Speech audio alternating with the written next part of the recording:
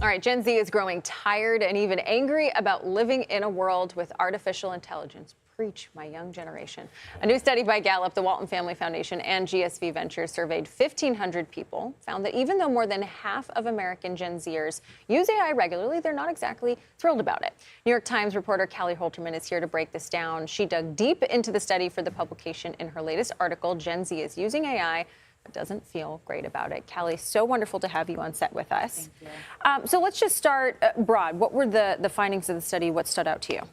What stood out to me about this study is that Gen Z really is using AI. About half of the young people surveyed, 14 to 29 in this case, were using it on either a daily or weekly basis. So they're using it a lot.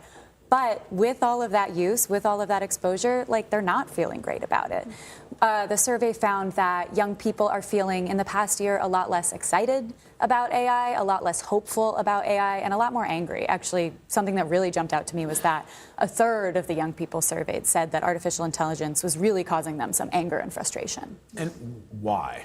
I talked to a lot of young people trying to figure out why this was the case, and the answer that came up again and again and again was the job market.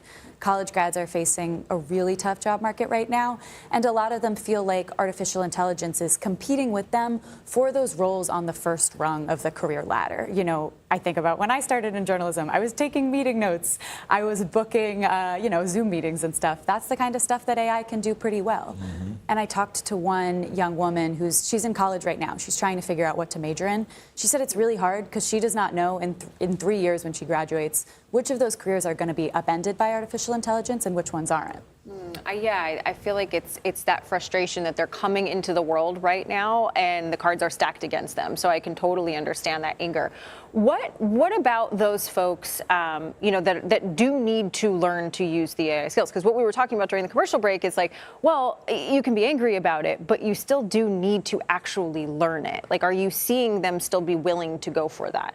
Exactly. It's people are feeling all this frustration about AI, but they aren't using it yet less. They're using it a lot, and a lot of the young people surveyed, around half, said they believed that they would need to know how to use AI in order to, go on to college education, and that they believe they would need to know how to use AI in order to get jobs. So they don't feel like they can totally tap out or tune out of this thing they don't feel great about, because it will be a huge competitive disadvantage for them. But Kelly, to your point during the commercial break, you said something that was interesting, which is, but the way that the technology is evolving, it is evolving at such a rapid rate. Is what somebody who's a Gen Zer now can learn going to factor in 5 years from now? Forget 5 years, 2 years from now. Yeah, it's a great question, and I think that's the sort of thing injecting a lot of uncertainty for these young people who are trying to make expensive decisions at this stage in their lives.